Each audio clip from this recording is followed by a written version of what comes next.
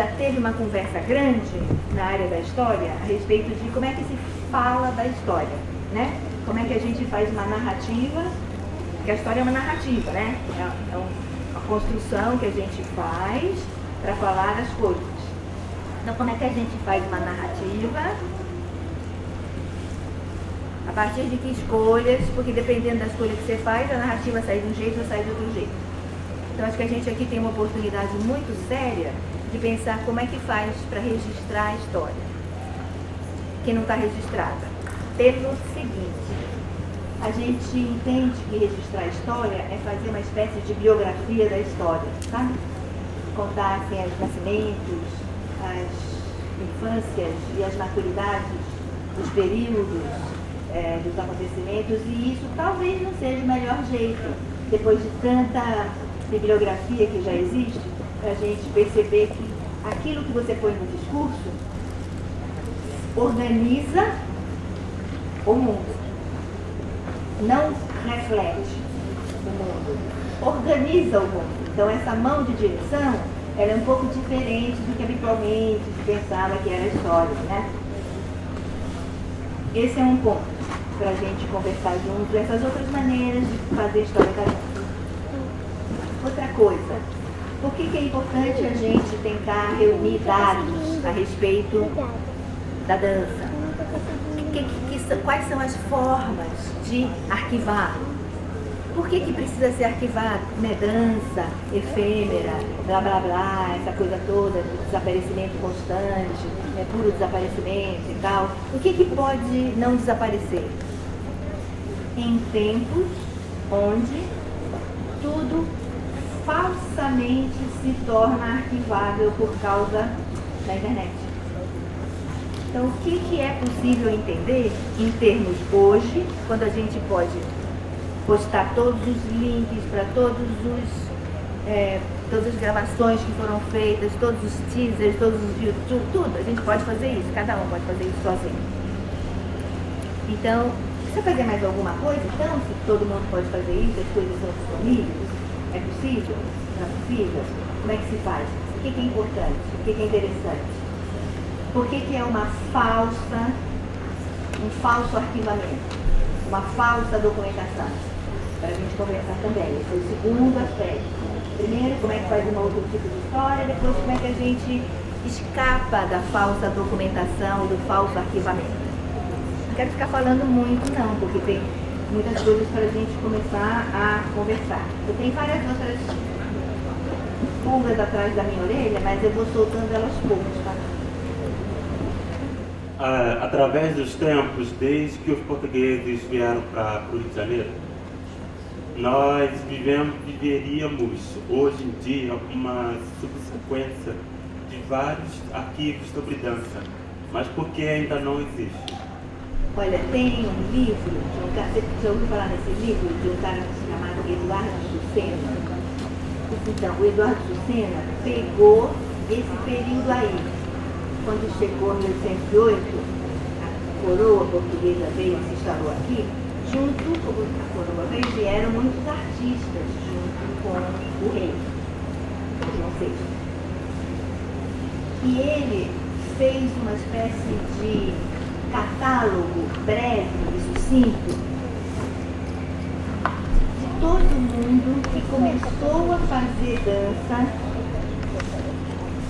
que só podia ser no modelo de Portugal, porque eles eram portugueses e estavam filhos, eles eram da corte, sabe, né? Então eles transplantaram para cá um negócio que era um negócio que eles faziam lá. Então tem uma breve e sucinta catalogação, não é muito assim, reflexiva, sabe? Para, por exemplo, fazer a gente perceber que tem uma questão de que é uma tradução de uma dança que você faz num lugar e que tem razões para ela acontecer lá desse jeito, ser levada para outro lugar que não tem aquela conexão com aquela história. E aquela dança fica sendo feita aqui, por quê? Porque simplesmente foi transplantada. Essa reflexão não está lá. Mas se você tiver interesse nesses dados do século XIX, você vai encontrar lá. Tá bom, obrigado. Bonjour. Donc, moi, je suis une traductrice de luxe. Super chique. Gente, queria agradecer a Elia Rodrigues, nossa tradutora contratada do evento. Bonjour. Je suis très honorée d'avoir Lia comme traductrice. Ele está meio chateado que eu vou traduzir.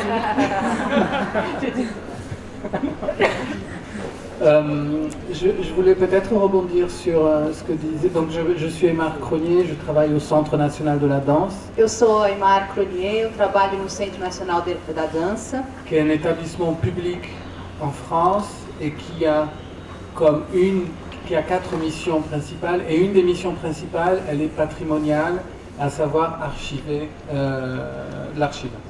é uma instituição pública na França e ela tem 4 missões principais e uma delas é justamente o arquivamento. Donc aujourd'hui, on a la chance que le CND, depuis une dizaine d'années, archive, alors sans sélection, sans choix, parce qu'on est un établissement public, la danse, et on est devenu, il semblerait, mais je ne veux pas avoir une prétention française à dire qu'on est, mais il semblerait une des archives les plus importantes en danse en Europe. Então, há 10 anos atrás, eles arquivam tudo sem nenhuma seleção e ele pode dizer então que o CND é um dos maiores arquivos de dança da Europa. Et je suis arrivé au Centre National de la Danse avec Mathilde Monnier, qui est la nouvelle directrice depuis 1 an et demi, un peu plus, on est arrivé ensemble.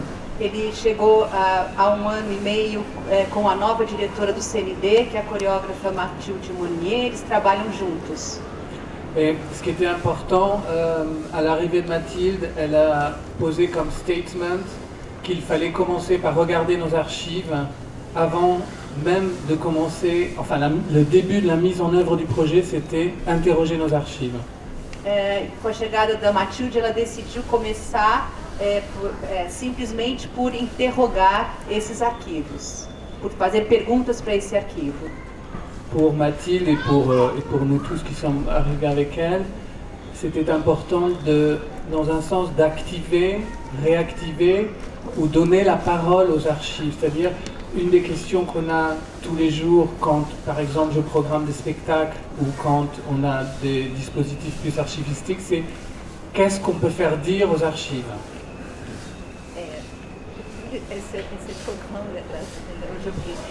No final, eu vou falar primeiro o que ele falou no final, que é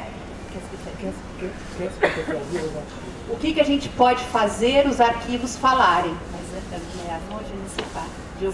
C'était le statement de Mathilde en arrivant, pour elle, c'était commencer par ça. Era a decisão da Mathilde quando ela chegou, essa questão que ele acabou de falar, que era importante fazer no CND. Et pour nous aujourd'hui, interroger les archives, ou réactiver ou avoir comme préoccupation l'archive, c'est un rôle archivistique, artistique et pédagogique. E para eles, hoje em dia, fazer esse trabalho é um papel artístico e arquivista, né? E, desculpa, gente, eu não sou tradutora, estou meio perdida aqui, e pedagógico, né? Então, desculpa. Tá? Le pédagogique était pour nous important parce qu'on se rend compte en France, en tout cas, qu'on dit souvent on ne comprend rien à la danse, on ne sait pas ce qu'ils font, il y a toujours un discours sceptique par rapport à cet art, et c'était aussi lui donner une histoire, comme les arts visuels ont eu leur histoire, et il l'a interrogé bien en amont que la danse. Cette idée d'interroger les archives en danse, c'était de donner une histoire au public et donner des clés. Je pense que eu vou chamar um outro tradutor, Gustavo Cirilo, porque eu acho que eu não estou muito treinada. Vem, Gustavo, porque eu acho que eu estou não muito treinada. Peut-être je vais faire plus court pour laisser la parole à tout le monde, mais ce qui pour nous était important, c'est que comment dire, rendre public ou rendre accessible une histoire de la danse, peut-être depuis la modernité, c'était aussi donner des clés et rendre la danse d'aujourd'hui plus accessible à un plus grand nombre. Então, uma das palavras-chave para ele é como tornar esse arquivo mais acessível e, sobretudo, deixar mais acessível esse caminho da dança desde a modernidade, para deixar um pouco mais isso era importante para ele. Et peut-être je vais finir Talvez pour eu vá l'instant terminar par agora, trois idées qui rejoignent un peu ce que vous disiez, através de 3 ideias que conectam com o que a Helena disse, qui sont des idées qui sont peut-être qui s'opposent notamment pour la pensée ou la politique d'archives. C'est que la danse, toi aujourd'hui, 3 questões que talvez se opõem à questão do arquivamento hoje em dia. s'ouvrir et acquérir et gagner de plus en plus de public. Ça, c'est une. Abrir e conquistar cada vez mais público.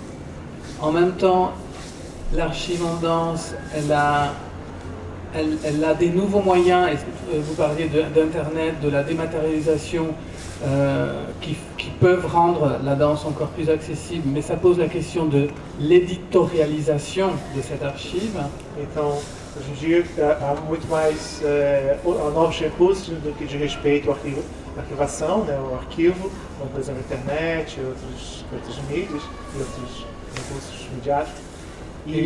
Et quand on parle toujours le deuxième point, quand on voit que les réseaux sociaux peuvent devenir prescripteurs de l'archive, ça peut devenir un peu inquiétant. E quando as redes sociais podem ganhar um peso definidor dos arquivos, isso é um pouco inquietante. Avant, les chercheurs ou les danseurs, les artistes cherchaient leur recherche était qualifiée comme recherche silencieuse, c'est-à-dire qu'elles allaient et elles posaient une question précise. Antes, a pesquisa acontecia quase que era uma pesquisa silenciosa, tinha uma pergunta, ia lá buscar, então, mas era uma coisa bem silenciosa desse pesquisador. Aujourd'hui, même ces personnes-là, mais je parle de façon très générale, opèrent par une recherche qu'on appelle bruyante, et ça c'est le système Google, où on tape un mot et on a 65 000 réponses possibles, et on va jamais plus loin que la 8e page. E hoje em dia é uma pesquisa que chama de barulhenta, que você vai, por exemplo, no Google e coloca uma palavra e dá, sei lá, 6.000 possíveis entradas para aquela palavra de busca. Et peut-être le troisième point qui est aussi lié à l'archive, c'est que la recherche a besoin d'être de plus en plus soutenue justement pour produire des textes, produire de la pensée, de la théorie pour accompagner ces archives. Cada vez mais é necessário que haja uma produção de textos para que possa acompanhar esse processo de arquivamento. Pronto. Talvez ele pudesse descrever um pouco como está dividido lá o arquivo, como é um dos maiores arquivos da Europa, ele pudesse descrever um pouco como que eles fizeram o sistema que organiza o arquivo lá, já que Si vous pourriez décrire un peu comment vous avez organisé cette archive, quels sont les différents niveaux de l'archive. É o sistema de Le système, organização, né? le De système como que d'organisation. já que eles são Como os ils ont- maiores da Europa, Une como fois é que qu'ils sont les eles plus pensaram grands, comment est-ce que vous avez pensé essa estruturação como arquivo, né? structuration Por áreas, assim, de como é que eles l'archive pensam. C'est une structuration tout à fait classique quand vous allez sur le site internet, vous allez le voir, la médiathèque.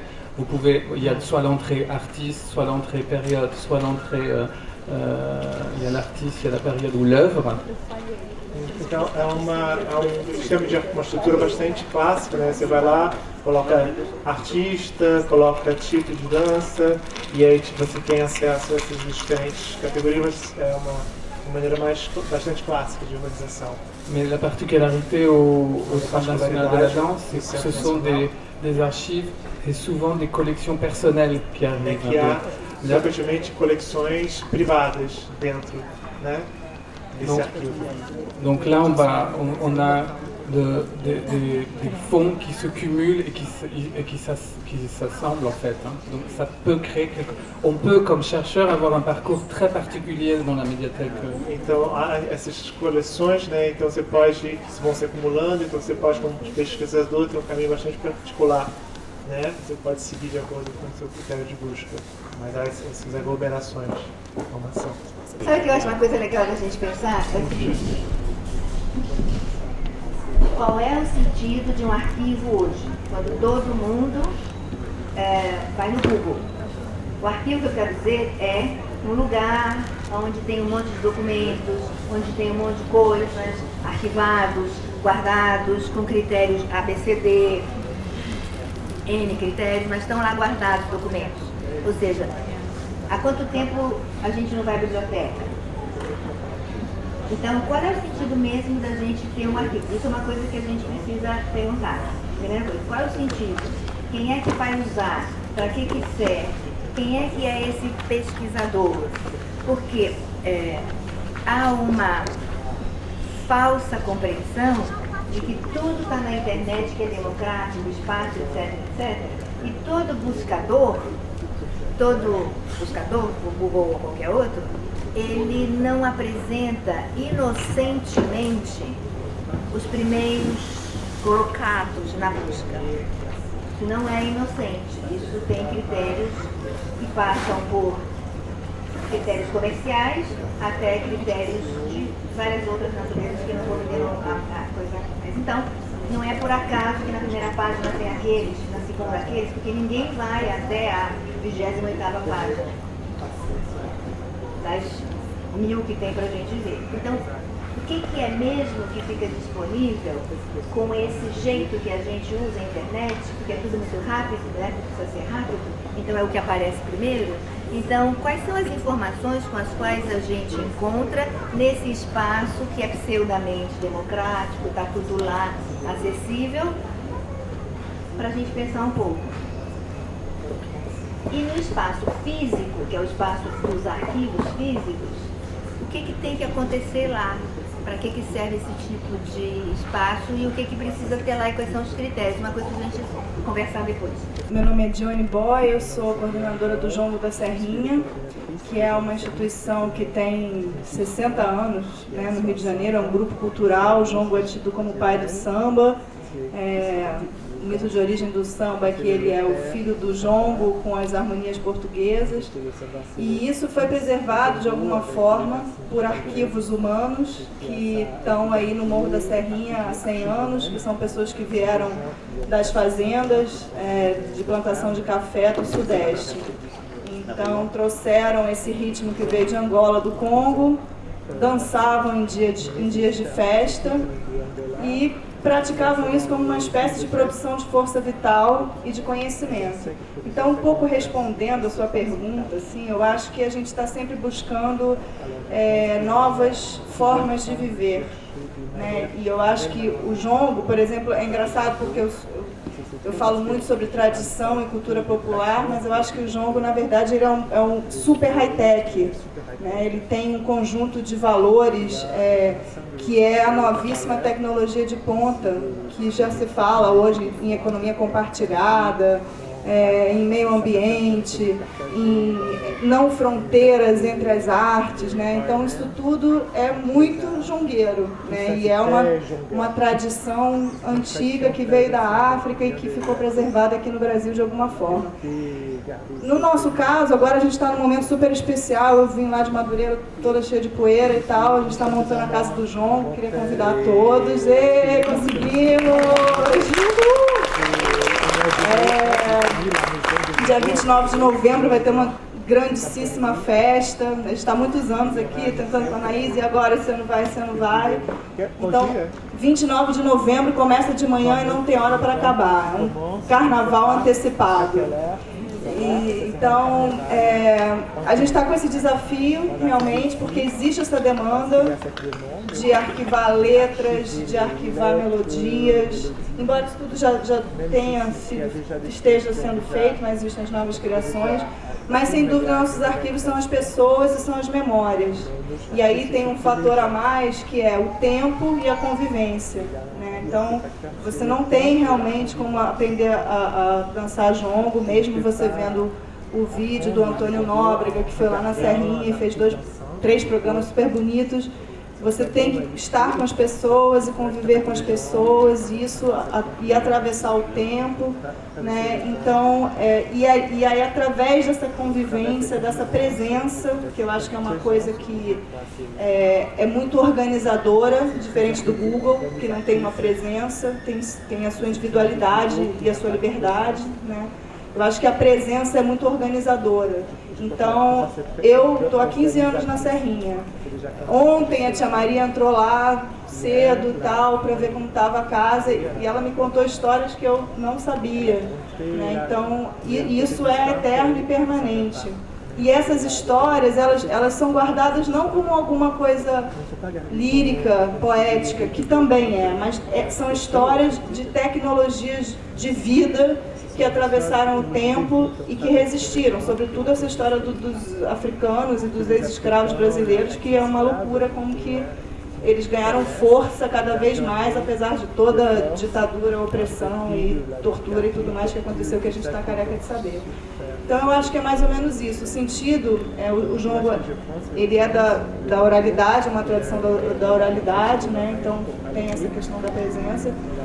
A gente tem uma demanda realmente de sistematização do trabalho, da pedagogia jongueira, que assim como ele, a gente também trabalha com arte, com arquivo e com pedagogia, que eu acho que são estruturas que nos ligam muito, né, nos plugam em muitos sentidos, né? Então existe essa demanda de sistematização, que é uma coisa muito difícil para a gente, é um pouco caótica. Enfim, tem pessoas do jongo, imagina, a tia Maria nem tem celular, e a galera não tem crédito no telefone, e, enfim, não usa internet, ninguém tem iPad. Então, realmente é um outro sistema mesmo, né? Muito eficaz, e que ele foi sedimentando de tal forma, concentrando tanta informação nele, que ele foi reconhecido como um patrimônio imaterial, né? Assim como, basicamente, toda a cultura popular brasileira, né? Que sempre teve à margem, mas que foi criando seus sistemas independentes e em rede, né? E de transmissão de informações precisas, né? Tem coisas que são esquecidas realmente, né? Mas as músicas mais bonitas, mais fortes, são lembradas e são cantadas até hoje. Parece que de repente tudo está arquivado e tudo está disponível, mas a gente não saiu muito desse lugar que a gente já tinha, em que o que está dentro dos arquivos está dentro por razões políticas, e o que está fora por razões políticas, fundamentalmente. Políticas, sociais, antropológicas, econômicas, mas no fundo isso determina o que um estudante daqui a 50 anos vai saber. Então, se o jongo da Serrinha não tivesse se organizado, se a Dione e todas as pessoas incríveis que estão lá em Madureira, né, batalhando por esse jongo há muitos anos, não tivessem conseguido fazer barulho, as pessoas entenderem que essas senhoras tinham no corpo delas uma história, tinham nas canções uma história que era tão importante quanto os acervos, por exemplo, da Biblioteca Nacional ou do Teatro Municipal do Rio de Janeiro, talvez daqui a 50 anos as histórias, os documentos do jongo tivessem se perdido completamente. E eles são, talvez, eu arriscaria dizer, mais importantes do que o Teatro Municipal, para o que a gente vive no Rio de Janeiro.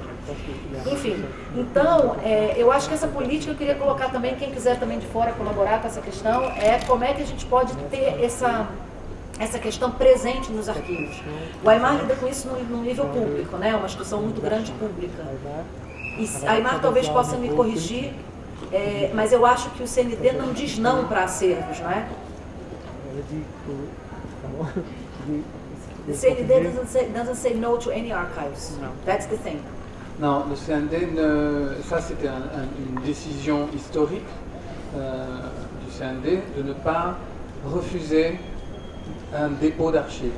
Essa foi uma decisão histórica do CND de não recusar nenhum arquivo. É isso. Então, no CND, se você doou seu arquivo, eles são obrigados a receber o seu arquivo. Que é uma outra situação que a gente tem que pensar. Oui. Et il y a même un aspect important pour nous qu'on appelle la littérature grise. Je ne sais pas si tu peux le traduire. La littérature grise, c'est tout ce qui accompagne ou qui est la conséquence d'une œuvre qui a été présentée. Ça peut aller du ticket d'entrée au théâtre à l'article de presse, à la feuille de salle. Et ça, pour nous, c'est important. Ele diz que há uma coisa que chama de literatura cinza, que é tudo aquilo que acompanha a apresentação de uma obra. Pode ser o ticket de entrada, o programa, e tudo isso é muito importante para eles. Ou tous les débats qu'une œuvre peut susciter à un moment donné où elle est montrée et quelles conséquences elle a sur d'autres œuvres ou d'autres critiques ou enfin vous voyez tout ce que ça peut produire. Ça c'est important parce que c'est le reflet d'une époque, tout comme toutes les archives qu'on ne refuse pas sont aussi le reflet d'une époque. C'est-à-dire qu'on va Il n'y a pas un comité scientifique qui décide ce chorégraphe-là peut déposer ses archives au CND et celui-là non. Então, para ele importa tudo que uma obra tenha influenciado, provocado em termos de debate, e então todos os textos, todos os artigos e tudo mais. E a última coisa... Que não tem comitê de seleção. Ah, e não tem comitê de seleção para dizer, essa obra aqui é mais importante do que aquela. Então, por isso A pessoa doou, tá lá. Peut-être pour finir sur cette littérature grise, ce qui était important dans le choix qui s'est opéré il y a 10 ans, c'est que c'était aussi permettre à des artistes qui n'ont pas encore peut-être un livre qui leur est consacré. En gros, il ne faut pas être Boris Charmatz, Jérôme Bel ou Xavier Leroy pour déposer ses archives. On peut aussi être un artiste qui n'a pas eu une exposition ou un livre et avoir un fonds archive intéressant. Então, você não precisa ser um artista assim reconhecido como Jérôme Bel, Boris Charmatz, Xavier Leroy, para poder doar os seus arquivos e serem lá na internet. Boa tarde, gente. Eu sou Lígia Tourinho, sou professora dos cursos de dança da UFRJ e, como a Anaís falou, sou a coordenadora do Núcleo Rio de Janeiro do Mapeamento Nacional da Dança. Mas eu também... Desculpa. Coordenadora do mapeamento do Núcleo Carioca do Mapeamento Nacional da Dança. Eu também coordeno um projeto de mapeamento da cidade do Rio, que é um mapeamento pontual dos espetáculos em cartaz na cidade, que na verdade é uma correlação de dados que vem a partir de algumas fontes, como o jornal O Globo, porque é o jornal que mais traz informação dos espetáculos na cidade, os sites específicos, né, o iDança, o Control de Dança, o blog do Centro Coreográfico e o relatório da coordenação de dança da Funarte. Então, na verdade, é uma pesquisa de mapeamento pontual que relaciona as informações dos espetáculos em cartaz na cidade. A gente tem feito isso de uma maneira muito simples, com 2 alunas bolsistas de iniciação científica desde o ano de 2013. Por que eu estou falando isso? Vocês vão entender. O Mapeamento Nacional da Dança é uma pesquisa que ainda está em execução, então todos os pesquisadores estão sob termo de sigilo, não podemos falar muito sobre ele, mas posso falar sobre ele o que está divulgado e claro e aí nas grandes mídias. A ideia desse mapeamento não é simplesmente o registro de artistas, grupos e instituições das 8 capitais mapeadas, né? Porque foi uma primeira etapa do mapeamento de todas as capitais do Brasil. Mas a ideia é, além de registrar os artistas, instituições e grupos que desejarem se cadastrar, através do questionário, que é bem longo e amplo, que eles responderam, dar uma voz a esses temas e questões e descobrir qual é a voz desse coletivo. O coletivo que entrou lá, se cadastrou, respondeu os questionários, né? E agora a gente está na fase de análise dessas frequências. Então, em fevereiro, todos esses dados e todas essas perguntas estarão disponíveis para todos os interessados e o relatório final vai ser distribuído para uma série de instituições via CD-ROM e ele vai ser possível fazer um download dele na internet. Então a ideia, que foi uma ideia que surgiu de uma luta das câmaras setoriais, de que seria muito importante a dança ter um diagnóstico dela mesma, né? Então a ideia desse mapeamento além desse registro, ele ser essa voz da classe, para a gente conseguir ter um suporte para as nossas reivindicações. Então ele é um material que vai estar aí disponível para quem quiser usá-lo como quiser, como argumento, como questão, como reflexão, se quiser pensar sobre as respostas que tiveram, enfim, eu acredito que tenha muitos desdobramentos. Então é um mapeamento que traz uma outra questão aí, que é pensar qual é a realidade da dança nos dias de hoje, dentre essas 3 categorias. O mapeamento dos espetáculos, ele vinha de uma inquietação minha sobre qual é a real radiografia da cena de dança que a gente tem na cidade.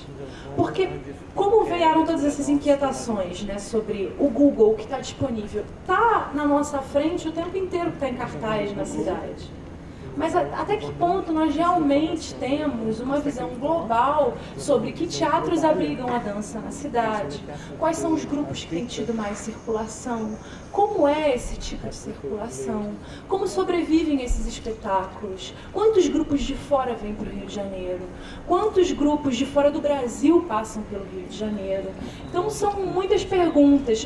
Quais são as companhias que se colocam como companhias permanentes, né, ou coletivos, ou artistas independentes, né? Como é que está essa frequência da produção?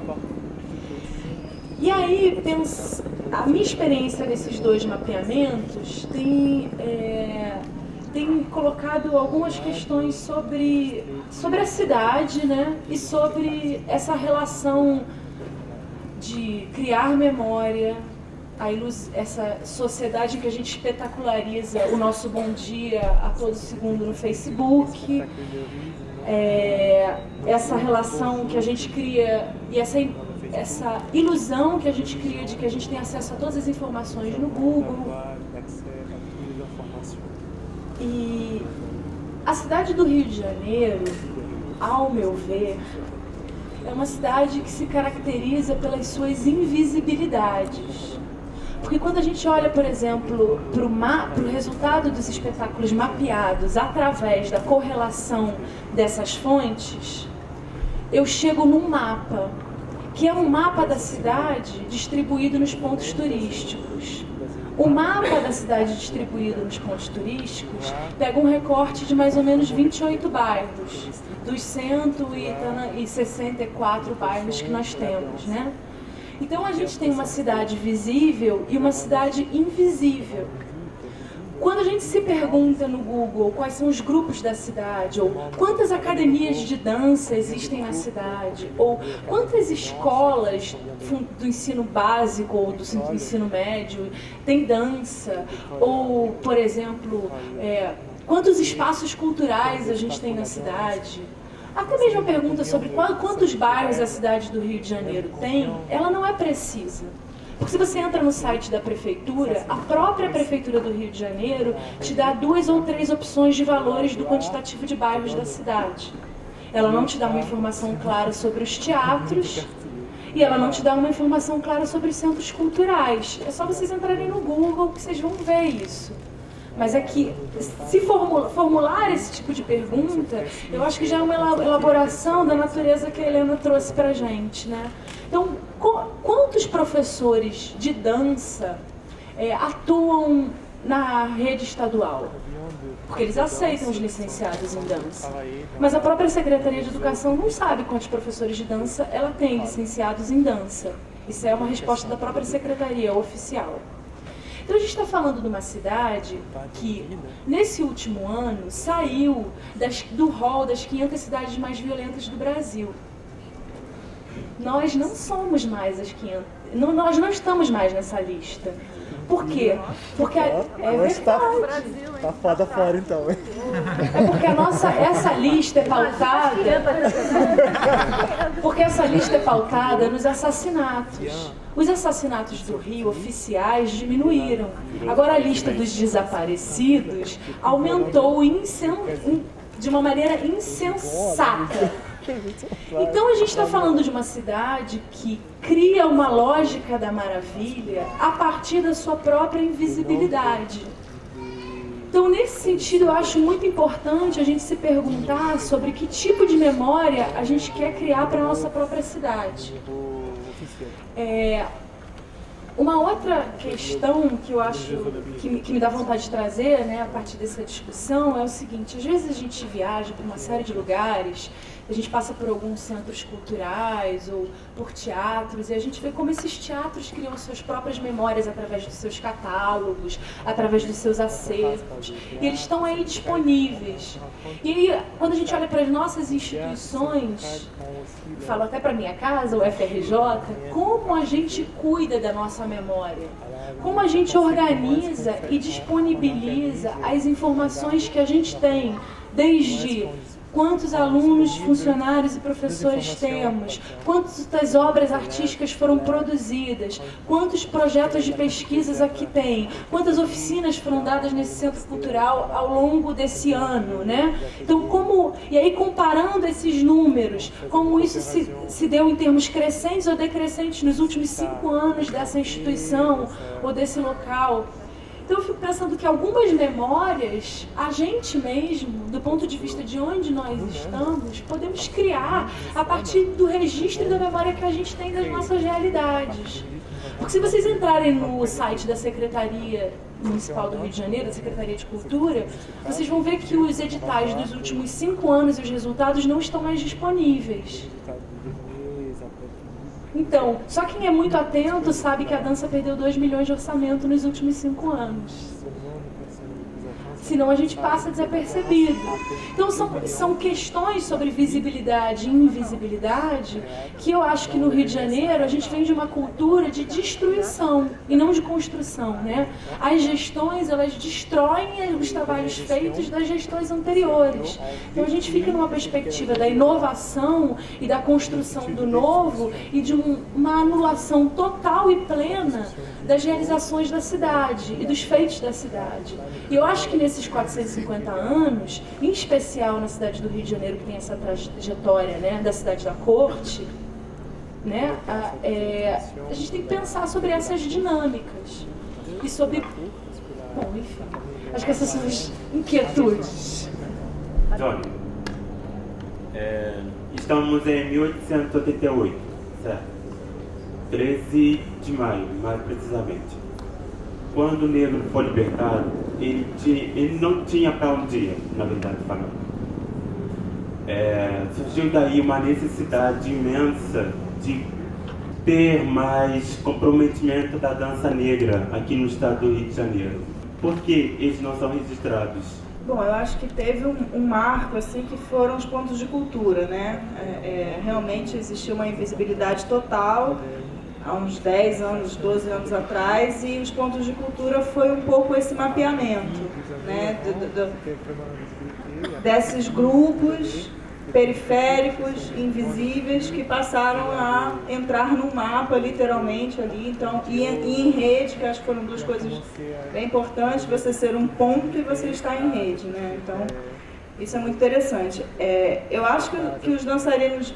Aí a gente tem que entrar na questão do mapa, qual é o registro, isso que ali já fala, realmente a gente está falando de dados oficiais, e isso realmente não reflete a cidade, assim, a cidade ela é muito mais ampla, né, do que, enfim, o site da prefeitura, ou o próprio mapeamento, essa ferramenta também, ela não é uma ferramenta exatamente que dialoga com os bailarinos do Baile Charme, né, que é uma galera que não sei se o Itaú Cultural tem mapeado os bailarinos do Baile Charme, que são incríveis, né, e que são verdadeiras escolas de dança ambulantes na cidade, né. Então eu acho que a gente é a cidade da experiência mesmo, né, e o que não se tem é política pública para que essas experiências vivam, como por exemplo o Agbara Dudu, que é um bloco afro dos anos 80, que veio da Bahia, que é de Madureira, super importante, tão importante quanto o Jongo da Serrinha, mas que não teve uma universitária como eu, que entrou como voluntária e começou a desenvolver um trabalho. E o Agbara era praticamente a Vera, que morreu há uns anos atrás, e agora ele está sendo retomado de novo as atividades. O Agbara não tinha nem e-mail, né? Era difícil achar. Então o que não se tem é um campo de política pública que seja uma praça, um ponto de cultura com mais verbas, uma rede de sustentabilidade que possam fazer com um festival de 2, 3, 4 panoramas por ano, que a gente possa ter a experiência da dança, que eu acho que é isso que é a cidade do Rio, né? Eu acho que a gente, na verdade, a ideia do arquivo, né, essa ideia também é uma ideia de acervo, assim, eu acho que a gente é um país que a gente se conhece muito mal, na verdade, a gente se conhece muito pouco, quando você viaja um pouco mais extensamente o Brasil e vai nos lugares, a internet, as informações, quer dizer, elas têm um campo de acesso para uma determinada quantidade de coisas, né? Tem muita coisa que ainda vem de tradição oral, tradição de registro, principalmente coisas ligadas à cultura popular, à cultura, a dança que vem, né, através do corpo, enfim. Então, eu acho que a gente... Fiquei lembrando aqui na época que estava aquele problema do acervo do Boal. Lembra? Que saiu no jornal e aí não tinha um lugar, eles estavam pensando em levar o acervo do Boal para Nova York. Não foi? Eu não sei nem se foi para lá, se ficou aqui na Unirio. Foi, né? Pois é. Que é uma pessoa, inclusive... Brasileira. Um dos grandes nomes do teatro mundial, brasileiro, e que não tinha uma estrutura para arquivar e para criar o acervo. Então isso é uma questão, eu fiquei muito impressionada com essa questão na época, eu me lembro, porque como que o acervo do Boal não vai ficar no Brasil? Como assim não vai estar no Rio de Janeiro? Porque não tem onde guardar, não tem estrutura, não tem lugar. Então a gente perde sim, perde muito. Queimou outro dia também, há um tempo atrás, o acervo do frevo, Oiticica. Teve também, lá em Recife, queimou também o acervo inteiro, teve um incêndio do acervo não é? Do Recife, da escola de dança, da escola de frevo do Recife.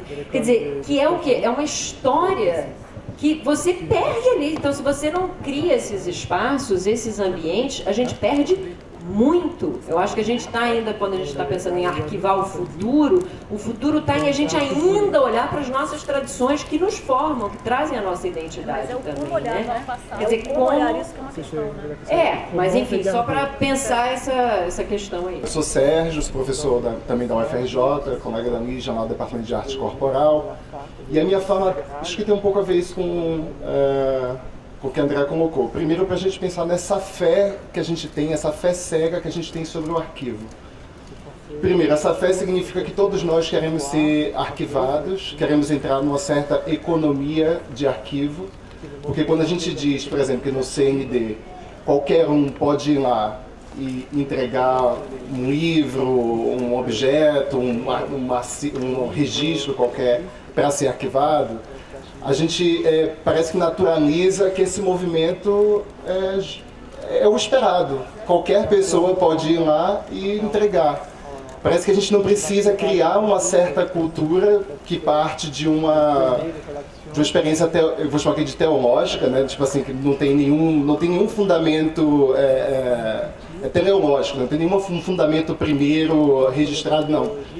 É fato que todos querem ser arquivados. Então, certamente no CND, por mais democrático que seja, devem haver muitos artistas ou outras experiências de dança que resistem à economia do arquivo, que não vão colocar lá o seu objeto para ser arquivado, né, a sua experiência para ser arquivada.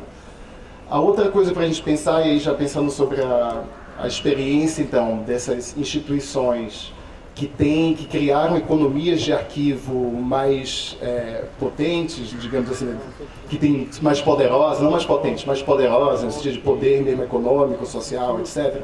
A experiência da NYU, onde está o acervo do Boal.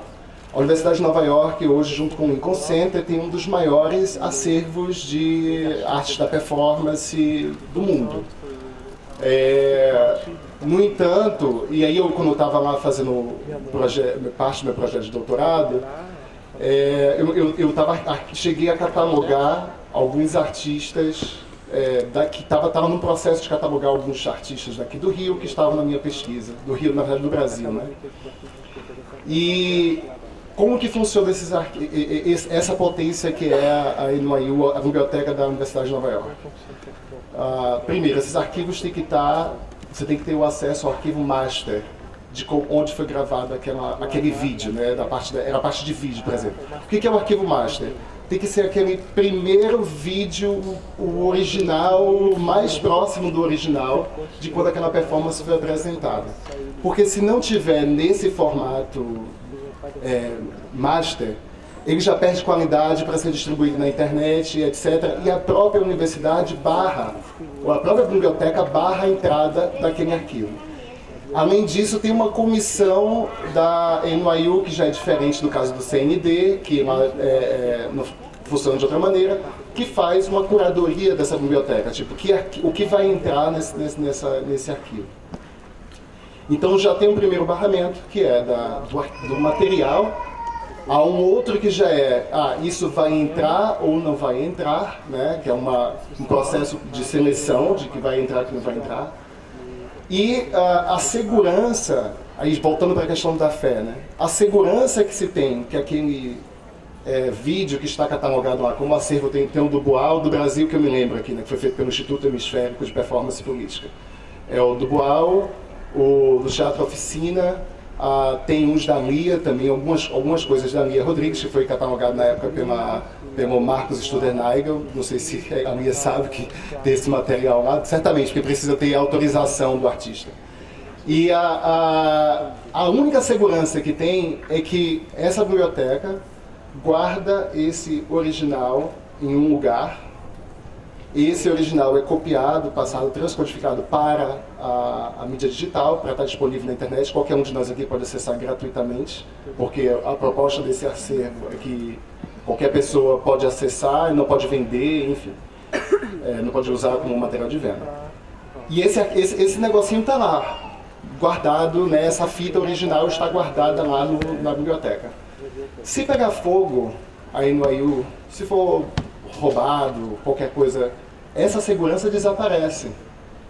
Entendeu? Assim, eu queria problematizar isso, essa fé que a gente tem no arquivo, que a gente se pouco problematiza, essa institucionalização dos primeiros, daquilo que foi registrado primeiro, etc., desaparece da segurança do arquivo, não da memória que nós carregaremos e do que a gente não tem como medir.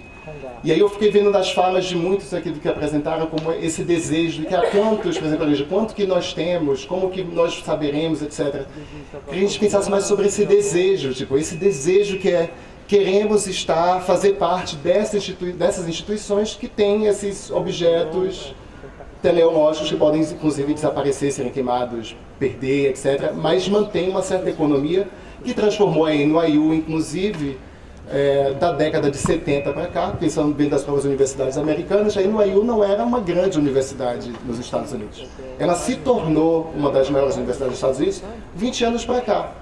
Entendeu? Se a gente pensar em outras universidades no Brasil que têm mais tempo do que a própria Universidade de Nova York, como de dança e performance, etc., que não tem esse poderio econômico, maquinal, de guardar essas referências. Enfim, é só uma colocação. Então, eu queria falar duas coisas. Primeiro, uma lembrando de um arquivo que, para mim, foi muito importante, que eu acho que é importante para todos nós, que é o arquivo do Mário de Andrade, no Centro Cultural São Paulo, que catalogou todas as danças dramáticas na sua missão de pesquisa folclórica nos anos 30, e que criou uma forma de catalogação e que está disponível música, as escritas das danças, imagem, e é um arquivo muito importante para todos nós e que está lá disponível e um pouco esquecido, né? Uma forma inédita de catalogar um momento muito importante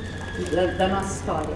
E uma outra que é mais assim, uma dúvida minha, que é assim, eu tenho um arquivo enorme das coisas que eu já fiz, né? Inclusive da história do Panorama, da história das coisas que eu já fiz desde a década de 70 e que ficam na minha casa, assim, fitas, e que eu tenho a cada vez que eu mudo de casa, que eu mudo muito, eu tenho que carregar tudo, né, nas caixas, e muitas vezes eu me pergunto se eu devo ainda continuar com esse arquivo, não sei o que fazer com ele, se ele é importante, se ele não é importante, se eu devo jogar tudo fora, eu fico sem saber. Eles vai se perdendo, né? Eu tenho que fazer, a cada vez que eu mudo de casa, eu faço limpa, que é muito pesado de carregar. Então, isso aqui não é tão importante assim. Eu não sei se eu já... e também não sei se é importante existir esse arquivo. Eu tenho muitas dúvidas, né? Mas é a história do panorama, por exemplo. É a história de uma parte da dança em São Paulo, na década de 70, e uma parte da dança aqui, que vai do início dos anos 90 até agora. Só uma questão.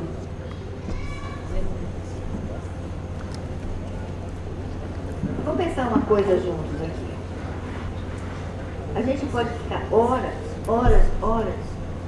começando a dizer, nossa, o que a gente vai então arquivar, o que a gente pode não deixar se perder, e por que um arquivo sai daqui e vai para não sei onde, o que faz agora, etc, etc. A gente pode mesmo ficar fazendo isso, e é uma coisa importante, como um exercício da gente saber um monte de coisa. Mas pense o seguinte, você é um gestor público, você tem uma verba pública para decidir o que você vai fazer com a sua verba pública. Aí você diz, eu vou mesmo fazer um baita arquivo, porque é super importante. E daí a um ano, você vê... Como foi mesmo a visitação para esse arquivo?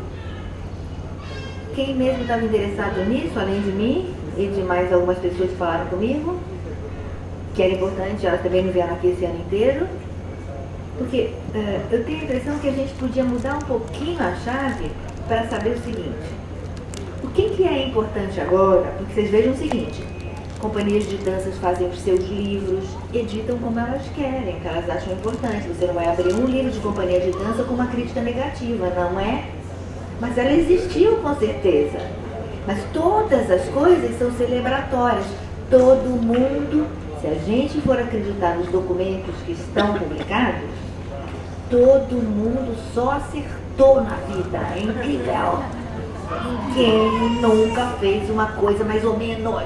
Não digo nem ruim, Deus o livre. Mas mais ou menos, sim, não, ninguém fez. Você pode ir no site de todo mundo. Todo mundo é lindo, incrível, maravilhoso. Então veja uma coisa. Todo mundo quer ser arquivado, Sérgio, mas editado por si mesmo. Né? Editado por si mesmo. Um monte de livros de artistas contando os seus processos de criação. A gente tem um monte de coisas dessas agora. Agora eu me pergunto, vocês leram cada uma daquelas páginas? Dia a dia do ensaio, o que aconteceu? Acredito não. Porque na verdade, veja uma coisa, enquanto cada uma dessas manifestações for editada pelo próprio interessado, eu acho que a gente não vai sair desse lugar que é, você está documentando alguma coisa editada pelo interessado na documentação. Talvez a gente pudesse imaginar que a gente pode pensar de outra maneira o que pode acontecer. Ou seja, está lá na casa da Lia, está na casa de um monte de gente, possivelmente, um monte de coisas. Por que elas interessam? Porque, obviamente, elas ajudam a gente a entender como é que as coisas aconteceram e o que é importante que isso fique registrado para quem não viveu, né? Para quem não sabe disso. Ele está perguntando o que aconteceu em 1808. Por quê? Porque ele não estava aqui no Rio de Janeiro em 1808 e ele precisava saber o que aconteceu na dança aqui em 1808. Agora, essa pergunta, para ser respondida, ela é bem difícil, porque vai depender de quem vai eleger e vai silenciar do que aconteceu aqui em 1808. Vai depende de quem está editando essa informação. Então, acho que a gente pode avançar um pouco e pensar o seguinte, com essa forma de arquivamento pessoal, nos sites, nos blogs, nos livros em papel, em todas as formas midiáticas que se tem de auto-autorizar-se a transformar-se em arquivo, o problema é a auto-autorização. E isso é que vai montando a história que talvez vai ficar. Como é que se lida com isso? Porque ninguém vai parar de auto-autorizar-se. Ninguém vai parar de auto-autorizar-se. Então, quem mesmo que vai ficar arquivado? No interesse para quem? Talvez tenha que ser necessário pensar uma política, se interessar para todo mundo envolvido nessa situação, que política é uma política que pode caminhar de uma forma diferente Porque a auto-autorização não cessará, porque a auto-autorização hoje é um hábito cognitivo. A gente treina várias horas por dia a fazer o que a gente quer, na hora que a gente quer, só com o toque do dedo. Então, isso forma hábito cognitivo. E esse hábito cognitivo não fica restrito ao seu uso do computador. Fica entre nós, no convívio social. Isso vai escorrendo para a vida offline. Isso não fica só na vida online. Que é o quê? A gente ou curte ou deleta. Aí depois você se pergunta, mas por que o mundo está tão polarizado, não é? Assim, não é que o mundo está tão polarizado, a gente não sabe mais nem dialogar, que coisa incrível. Mas você treina umas 10 horas por dia, sim ou não. Ou você deleta ou você curte. Acontece alguma coisa com você ao longo do tempo, com cada um de nós. Então, nesse mundo onde está todo mundo auto-autorizado, como lidar com uma coisa que seria fora dessa auto-autorização? Que história se escreve? O que é que se arquiva? Como é que se arquiva e para quem? Tem interesse mesmo? Tem interesse em haver arquivamento? Eu tenho participado de N debates recentemente sobre crítica de dança. Tudo assim, mas tem alguém preocupado mesmo? Se tivesse alguém preocupado, não estava pelo menos mandando 200 mil e-mails para o Globo toda semana para saber por que não saiu o espetáculo tal, por que não saiu o espetáculo tal, por que não saiu a matéria tal. Tem alguém preocupado mesmo? Eu não acredito. Tem alguém preocupado que não mandou nenhum e-mail para a Folha de São Paulo que não tem crítico há anos? Nos jornais mais importantes do país não tem crítico de dança. Alguém está preocupado? Ou isso é retórico?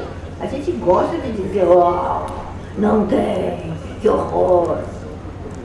E vamos esperar que caia da onde mesmo, né? Onde vai cair essa coisa que não tem? Então, a mesma coisa com o arquivamento.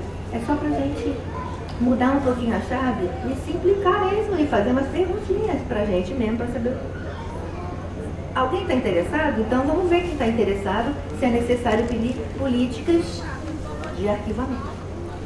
Eu acho muito importante, assim, pensando nisso que você está falando, que é uma das coisas que me inquieta, seria a gente começar a construir dinâmicas de arquivamento relacionais. Isso eu acho muito importante.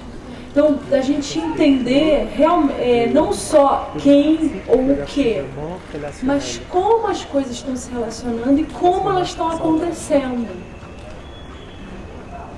Então, nesse sentido, eu acho super importante o seu acervo, Lia, porque ele traz uma memória também relacional de uma série de coisas e de anos. E ele é matéria disso. Mas você vê, Lígia, nós todos achamos super importante, mas é uma responsabilidade dela cuidar, dela limpar. E ninguém nunca está lá pesquisando. Ninguém está lá nunca pedindo para ela uma informação. Por isso que ela tem que se perguntar mesmo, mas por que eu estou guardando tudo isso? Então, é importante para quem? Ela tem que continuar cuidando e aí, quando ela morrer, vai acontecer o que aconteceu com ela e Sica ou vai para o lixo? Não, para o Boal ou vai para o lixo? Sabe? É importante para quem? Se é importante para a gente precisa fazer alguma coisa para revelar essa importância para quem pode solucioná-la, que é o poder público. Quem pode solucionar isso precisa ouvir para quem isso é importante. Senão, é falso.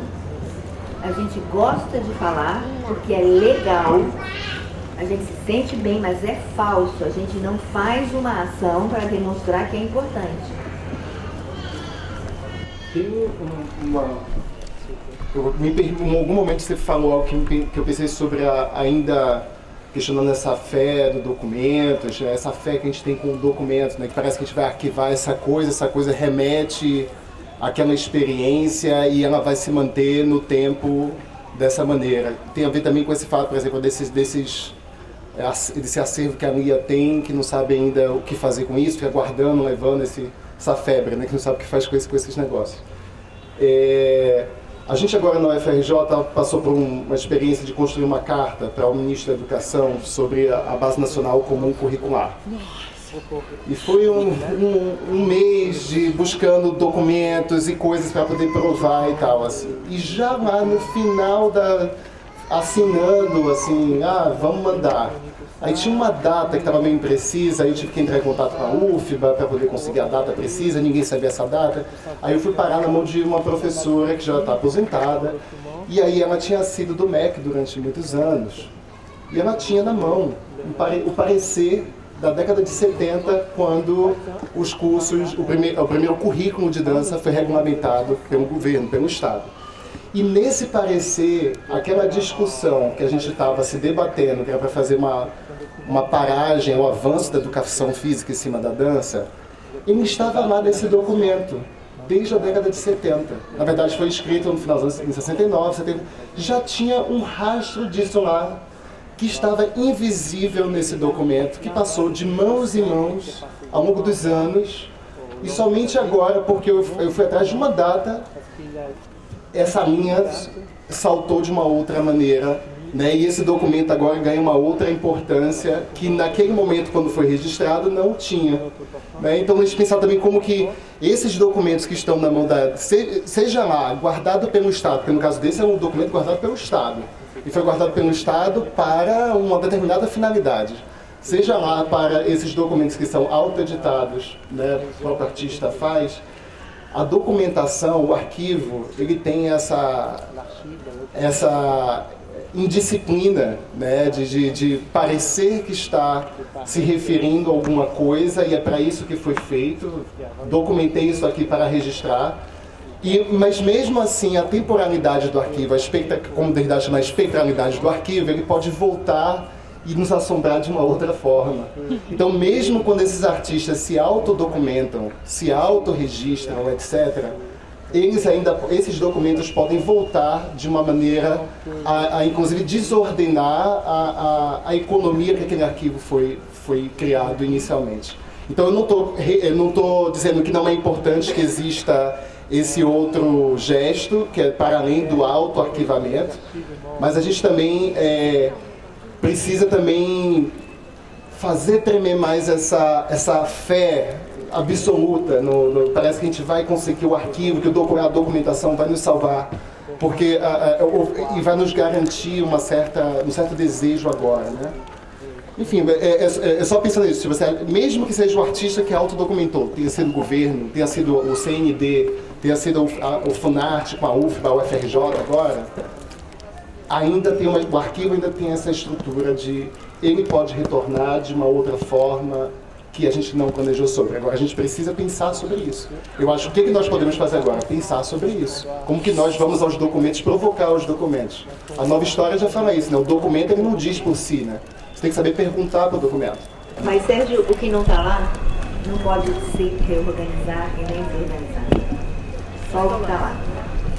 Para mim, esse é o ponto. Eu acho que a minha maior preocupação com essa sonha documental que a gente viveu nessa última década no Brasil, todas as artes. A dança tem essa angústia que a Helena estava falando no começo. A gente tem um lugar do não tem, né? Não tinha dinheiro, não tinha edital, não tinha arquivo, não tinha nada. Então a gente tem uma sanha de ter tudo, né? A gente tem que ter tudo. Então em 10 anos a gente quis fazer tudo. Esse desespero por arquivar e historicizar a dança, eu entendo totalmente, evidentemente, é muito importante.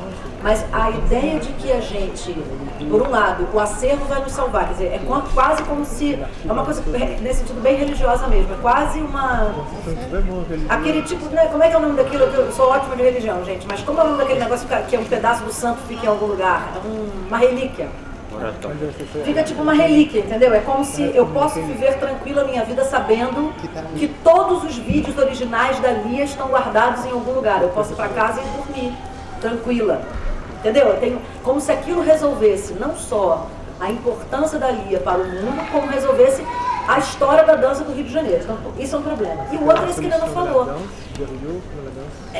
Aí, enquanto a gente continuar com esse tipo de lógica, seja do arquivo curatorial, seja do arquivo espontâneo, e desse terceiro formato magnífico que eu adoro, que é do arquivo auto-arquivável por si mesmo, sobre si mesmo,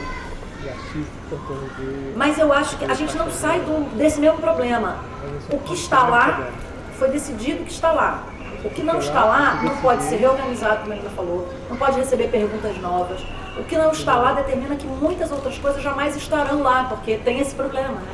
As instituições vão legitimando o que é estudável. E o que é estudável é passível de gerar produção, o que é, sabe, você cria esse dentro e fora constante. Para mim, como criar essa... Eu tinha uma sensação ingênua na época, inclusive já apontada como ingênua pela Helena há muitos anos atrás, de que os formatos colaborativos da internet iam dar conta disso de alguma maneira. Por isso comecei o projeto da Wikidança, por exemplo, que existem 1000 verbetes lá feitos por estudantes. Não resolve porque essa é a realidade da Wikidança. Por exemplo, posso dar essa experiência. A Wikidança deveria, em tese, ser um lugar aberto em que qualquer pessoa poderia tirar da sombra o que não estava lá nos arquivos. Qualquer pessoa podia entrar e fazer. E todos os 1000 verbetes que estão lá foram feitos por universitários estagiários do projeto. Nenhum artista nunca entrou lá para botar. E todos vêm reclamar comigo que não estão. Quem não está, reclama comigo que não está. Eu digo, mas esse projeto já acabou há 3 anos, vai lá e faz o seu, é só entrar lá e escrever o seu. Ah, mas eu que tenho que escrever, você não pode escrever para mim? Não, é uma wiki. Então, a ideia de que essa colaboração generalizada geraria um grande novo acervo, não deu certo. Pelo menos aqui no nosso universo. Isso é fato. Está lá, existe, se você der o Google, vai aparecer o Wikidança do que está lá. Mas é isso que eu falo, é isso que ele está falando. Realmente a gente quer ter um grande arquivo, a gente quer colocar para dentro essas coisas todas, porque ninguém, de fato, está fazendo nada sobre isso, coletivamente. Entende? Então, essa é uma pergunta. E se a gente vai botar pra dentro, vai botar o quê? Então, eu fico pensando, a Johnny tá lá fazendo um super levantamento dessas histórias que estão em torno da casa do João. E disso vai nascer esse arquivo. É o que a Helena falou, vão ter 5 pesquisadores da UFRJ, 4 da Angel, que vão lá por ano olhar esse material, porque estão pesquisando cultura popular. Um pouco mais. Esperamos um pouco mais. Mas qual é, assim, essa maneira de arquivar e ativar arquivos não está funcionando, pessoal. Entendeu? E a internet não resolveu. Eu realmente achava 10 anos atrás que tudo ia acontecer. Que eu ia entrar, entendeu? Que o fato de que todo mundo podia ter acesso ia mudar tudo. Mudou bem pouco. Isso é a minha maior preocupação no momento. Entende? A gente não tem novos mecanismos de acessar arquivos de maneira relacional, inteligente, que gere novos significados nas coisas. A gente continua acessando o arquivo como uma espécie de validação do que a gente já sabia. Os estudantes que procuram, por exemplo, o Panorama, buscando arquivos do Panorama, ou buscando na biblioteca do Panorama, eles vêm para ver o que eles já sabem que está lá. Não existe surpresa na relação das pessoas com o arquivo. Isso é uma coisa que me apavora. Você vai no arquivo buscar a validação do que você está procurando, em geral. E isso é uma coisa que não vejo futuro nesse tipo de arquivo. Entende? Isso é. Eu acho que a gente tem um problema que é um problema muito grave, porque a nossa maneira de resistir e existir, ela é bombril. Então a gente tem que dar conta de tudo. Ser artista, produtor, pesquisador, professor, arquivador, gestor, idealizador, produtor. Então, isso é muito grave, isso é terrível, porque não sobra a hora do dia. E eu acho que a gente sofre também dessas carências. Outro dia eu estava lendo um livro, que era um livro feito por ativistas feministas, e que elas estavam trazendo um problema, que era um dos grandes problemas do ativismo nesse momento. E para mim, eu me identifiquei totalmente com esse livro por vários motivos. Pelo feminismo e pelo lugar do artista. E aí elas colocavam uma questão que era: diante do desejo de fazer e dos suportes para fazer algo, você ficava tanto tempo dando conta de uma burocratização generalizada, louca, de orquestração das coisas, que isso te tirava pelo menos 60% de energia para fazer o que realmente você queria fazer. E essas são ativistas, vivem de ser ativistas e a problemática do ativismo. Estou trazendo isso porque o que eu acho é que a gente só vai conseguir cuidar disso se a gente tiver espaço para pensar e cuidar disso. Então, a gente precisa, por exemplo, no seu caso, você é uma pessoa cuidando disso. Eu acho que a gente tem a falta disso nas instituições. Eu sou uma pessoa cuidando, mas com desapego, que eu acho que é uma coisa importante também para o arquivo. Porque eu acho que às vezes a gente reproduz a lógica do consumo para o arquivo. Então tudo será registrado, tudo será gravado em forma de matéria. Então eu acho, por exemplo, se o Oiticica, graças a Deus, não queimou tudo, mas se tivesse queimado as coisas dele, isso estaria em nós. Assim como se o vídeo da Lia, isso está na Dança do Rio de Janeiro, a sua obra. Não tem, assim, a sua marca, né? É claro que a gente não estou dizendo aqui que a gente não tem que registrar as coisas, mas existe um certo desapego também, até porque eu trabalho muito com cultura popular e, assim, diversas coisas morreram, ficaram extintas, né? Que é o termo que se usa, assim, ficou extinto, né? Então não existe mais sei lá, enfim, o Caboclinho lá em Rio das Ostras, não existe mais, o Jongo do Salgueiro morreu, né? Quer dizer, não, né? Isso em alguma forma está nos corpos das pessoas, isso está nas memórias, isso está nos novos grupos, isso está vivo imaterialmente em alguma parte. Então, isso eu acho que relaxa um pouco, para não virar uma espécie, gente, de exército da salvação da memória, né? Tudo vai, tudo se guarda, e tudo se entulha, e tudo não se usa, né? Não se pega. Então, por exemplo, esse acervo do Mário de Andrade, eu não sabia que existia isso, né? Mas eu me sinto totalmente influenciada pelo Mário de Andrade, sem ter lido isso que você apontou como, enfim, metodologia de trabalho, que eu acredito que seja para uma outra coisa. Então, as coisas também, eu também não vejo essa lógica do consumo mesmo, né? Que eu acho que às vezes a gente tem um frenesi pelo dar conta do todo através da tradução disso em arquivos e matérias, né?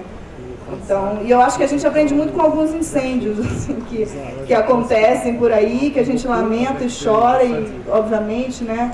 Mas eu acho que eles nos ensinam a nos reconstituir, reviver a partir daquele legado que não é mais material, ele ficou.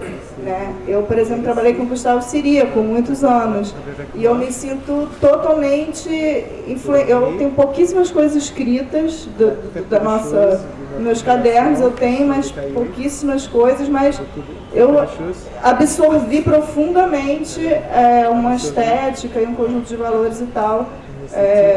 Nem sei se você tem a sua obra aí sistematizada e tal, mas com certeza influencia. Então, eu acho também que tem outras, o arquivo ele tem uma imaterialidade também que eu acho que é seletiva também, né? E nos liberta, não é pra gente jogar fora, né? Mas eu acho que, enfim, tem essa função também. Gente, podíamos ficar aqui muito tempo, mas a Vera Monteiro precisa dançar. Então eu vou pedir o seguinte, a gente amanhã vai ter uma nova conversa, amanhã a gente vai falar da relação entre a palavra, o corpo, a dança, o texto. A Helena vai estar aqui conosco também, Denise Stutz, Vera Monteiro e outros convidados. Quem puder vir amanhã, acho que vai ser bem bacana. Eu agora vou pedir para a gente encerrar, quero agradecer aos nossos convidados, porque a Vera precisa dançar enquanto ainda está claro. Então nós temos que agora todos em massa nos deslocarmos até a Vera. Ela vai dançar lá no jardim da frente. Muito obrigada a todos.